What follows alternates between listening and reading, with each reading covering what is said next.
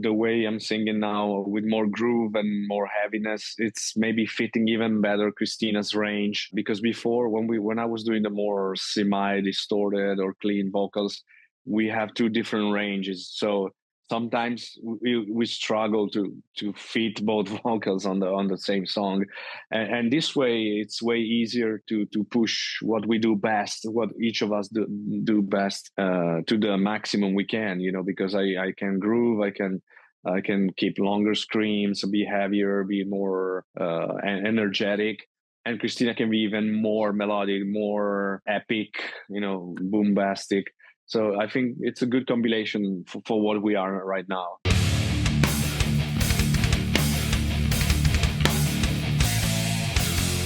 What's up, everybody? It's Keefy from GhostColdMag.com. I am thrilled to be once again joined by Andrea from Lacuna Coil. How are you doing today? Hello. I'm great.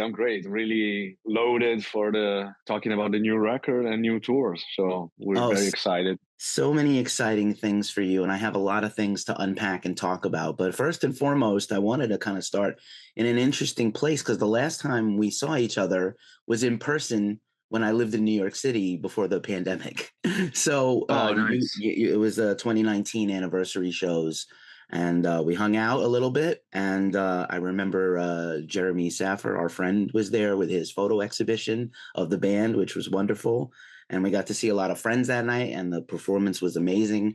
And I was thinking at that time, because it was right before the last record came out, it was the summer before the record came out in the fall.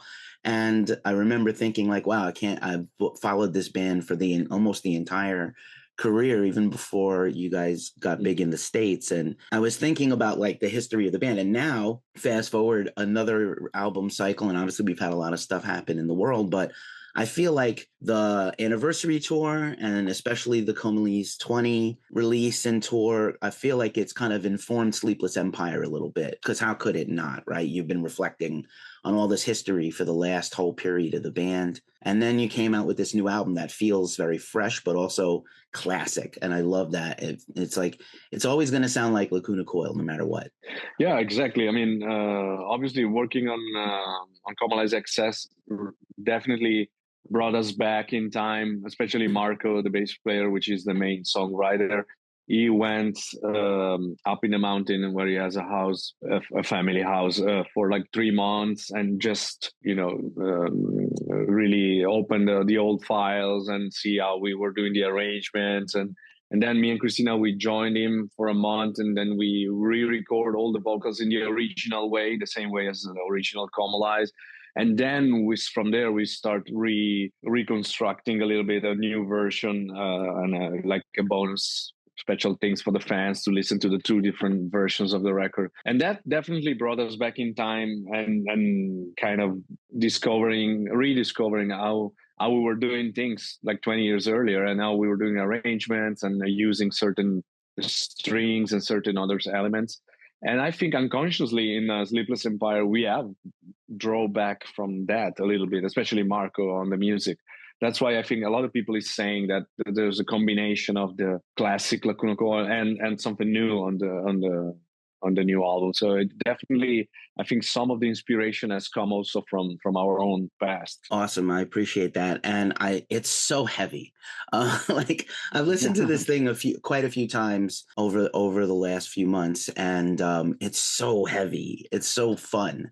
And I love that. Like that, I don't want that element to ever not be part of the band.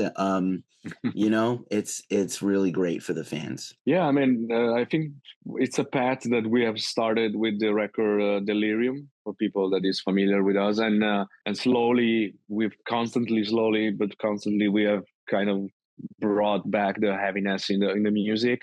I think overall, even without doing it on purpose, but I think the music, the rock and metal music in general, has got heavier. Like the average band nowadays, the known band, they all sound heavier than it used to be. Like even bands like Spirit Box or Ginger, which you would expect maybe to be more melodic, they still have pretty heavy grooves and every screams from the ladies. So it's changes, the music has changed, and we have evolved as well in that direction, especially maybe after the lineup changes we had in the past. we brought in some musicians that were more adaptable to that, using double bass. So Marco felt the freedom to push a little bit more on the groove side. And also vocally, I think the way I'm singing now with more groove and more heaviness, it's maybe fitting even better Christina's range. Because before, when I was doing the more semi-distorted or clean vocals, we have two different ranges. So sometimes we struggle to fit both vocals on the same song, and this way it's way easier to push what we do best, what each of us do best, to the maximum we can, because I can groove, I can keep longer screams, be heavier, be more energetic, and Christina can be even more melodic, more epic, boombastic. So I think it's a good combination for what we are right now. Right. You guys sound so great on here. And I think maybe the average fan doesn't think the way my lizard brain works, but I think it's the same way. I try to compare it.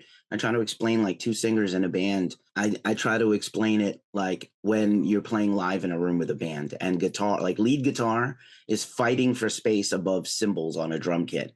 And it's the same thing with two vocals in different ranges. Like you have to kind of have, like you said, a space for everything to breathe. It can't just, it's not, unison is great, and people love harmony and things like that you've always done well. But I think like obviously having like a unique and special place for each part in the band matters, because it makes better songwriting for sure. Yeah, it's easier to songwrite. It's I think everybody gives more to the song because everybody can be pushed their limit in a good way, like to keep the best for the song. And and it fits the music style we are playing right now, the direction we have taken in the recent records. And then when we'll be older and we go acoustic, then we can go back to the clean voice. Amazing. I'm ready for the acoustic era after this one. It's going to be like Johnny Cash with Rick Rubin, when he went completely low voice and acoustic. I love those records. So, and Me I think too. it's a great choice for when you're older. Sometimes I see great singers like Bon Jovi or Axl Rose struggling with their high range that you used to have when they were younger, obviously, and tighter. And I say, why don't they just go something more quiet, more low, but with the same great songwriting and great style they have, they would be even better, for their older times. I think, sometimes you have to realize that you have changed because life changes, but that doesn't mean you can still be great at what you do in the right direction for where you are now vocally, Right on. I think very few people can still do what they do at a high level after 20, 25, 30, 35, 40 years. It has to be impossible. And for you, both you and Christina, we talked about this when I saw you in person, how well you take care of your voices. And obviously, we had a break in touring that was bad for the whole world. And then we have a comeback to touring, and the band has always been very aggressive on the road and a lot of dates, and you have to keep your instrument, strong. And then, like I said, we hung out in person a few times, and, you weren't protecting your voice. You were able to have, chat and hang out and, be social. And, I don't, I'm sure there were rough days after a long bus ride and a set time and a headlines tours. But I don't know. I feel like, you guys are just getting better and better over the years. It's tough though. It's absolutely tough. You have to, have a different regimen and everything. Yeah, I think the more you get older, the more you have to be with discipline, because otherwise, even physically, not only for the voice, you need to try to be in shape. And I go to the gym to try to stay in shape, without pushing like crazy. I don't need to become like a bodybuilder just to be in decent shape for the life on the road and burn the calories and be physically ready for the tour. And also with the voice, you have to take care, because otherwise you'll burn very quickly, especially now that we're starting the tour and it's going to be 2.5 months in the first run in South America and North America. And over the year, it's going to be a lot of shows, because obviously it's the year when the album gets released. And even if nowadays we try to take a schedule which is reasonable, we don't want to do what we've done in the past with like 200 shows in a year or something like that. But still, it's going to be heavy on the voice, because it's a lot of shows no matter what. But we'll try to bring the best shape we can. Yeah, of course. And they say stress also, like personal stress, which, by the way, touring is very stressful in general. Once you get, flights and, city to city, it takes a toll on your wellness. And so you have to just, again, I don't know if you have any, I know what your warm up routine is because we talked about it in the past, but I don't know if you do anything, any special teas or anything in particular today that you did not do starting out before a show or just in general before recording? Yeah, we have a little tea that we drink that it was a recipe from Ronnie James Dio, because we used to have a tour manager she was a personal assistant for Dio back in the days, and she thought that he was drinking this. It's like a throat coat tea, basically, with honey inside and ginger roots. I think it's not something weird. I mean, I think now it's quite a common recipes for many singers. But that helps, not too much honey. Otherwise, you get heavy on the stomach and you burp, and it's not good for singing. So a little bit of honey and ginger roots squeezed inside, and the throat coat. It's simple, but it works. And we have some little pastilles that we buy in the UK called Vocal Zone, which you can take a couple before the show. And they don't do any miracle. Like if you are really low on your voice, it's not gonna change. But if you wanna have it a bit more, not too dry, keep your throat a little bit moist, then it's perfect. And it's an herbal thing, very natural, no chemicals in it, and those things helps. But obviously, if your voice is completely destroyed, and there's no way you're gonna come back without medicines or heavy stuff. You need to. But if you don't talk too much after the show, you sleep well, you don't overdo it with alcohol or smoking, it's fine. You can get your beers when you have a day off, right before the day off. I don't drink in the day off, but I drink before the day off, so I can have a couple of beers. And the more you grow old, the more you get wise and control yourself. That's right. I wish I had controlled myself 25 years ago instead of drinking vodka on stage. Then I changed back to being a kid and carried a big thermos of tea everywhere. Helicopter going by. I don't know why. I did want to ask about the collaborations, the guest appearances on the album, because you guys always do such a great job whenever you make a song with someone else. And I know it's always a consideration. I love these songs. You have Randy Blythe from Lamb of God and Ash Costello from New Year's Day. And these two tracks, they couldn't be more different, but they're so awesome. And I think they elevate the rest of the record.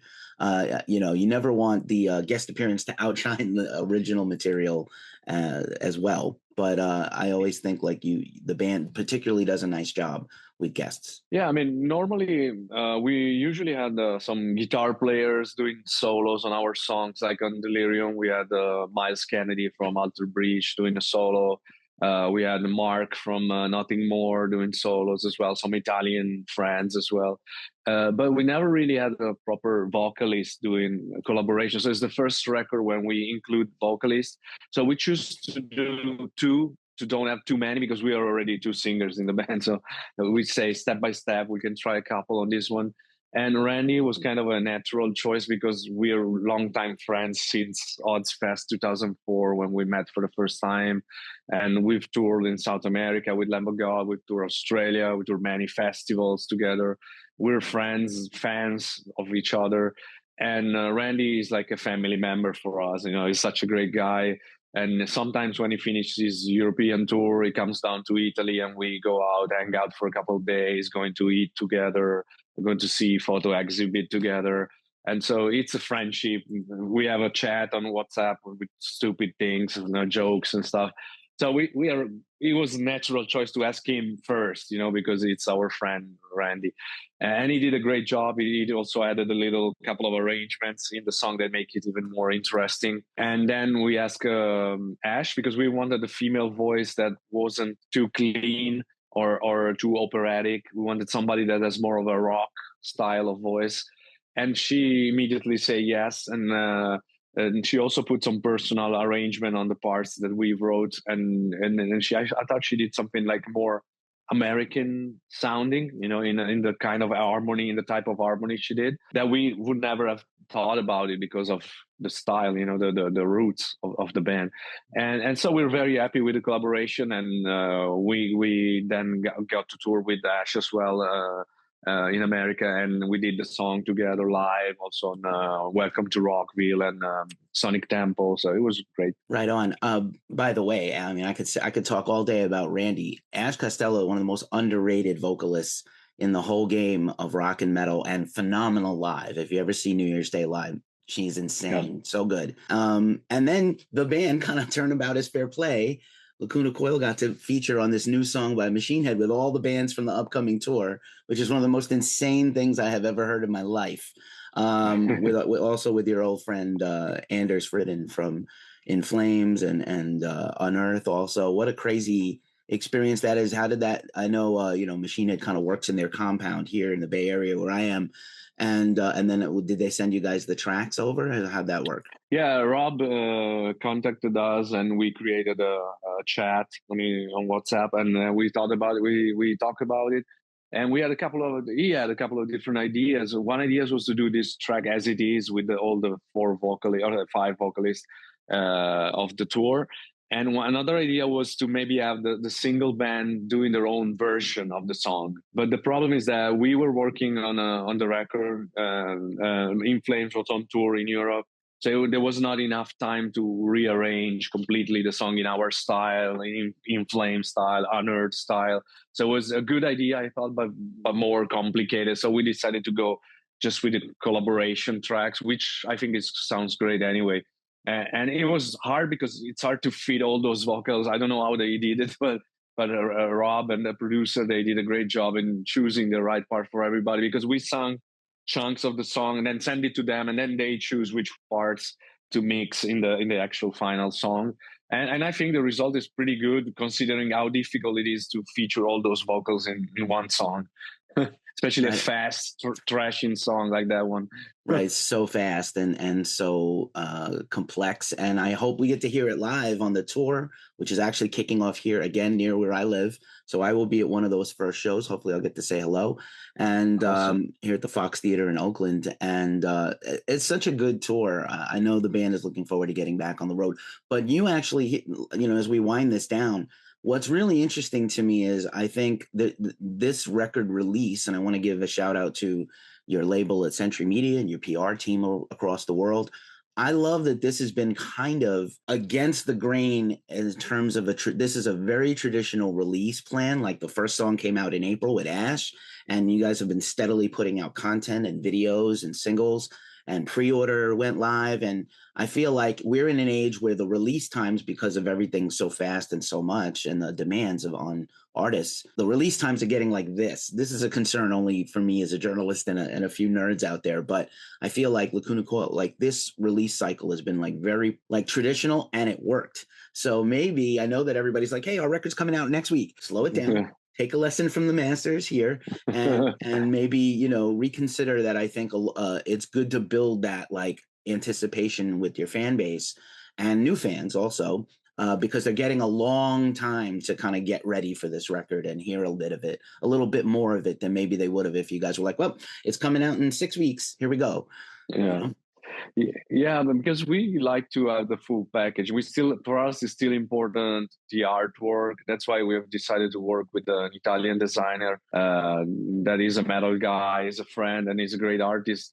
And we told him to do one artwork for each song of the record. So we have one great drawing handmade from every song, and the cover, of course. We've done in the special edition, a digipack of the CD. We've done a special game with 2 dices, like D&D style dices, which instead of the numbers, they have some alchemic symbols that Roberto, the designer, draw. And all the symbols connect to one phrase from a song lyric, and you can combine the lyrics. Like you throw the 2 dice, 2 different symbols, 2 different phrases, combine it, and you have a sentence, like in the fortune cookies, like a little philosophical, very basic philosophical phrases.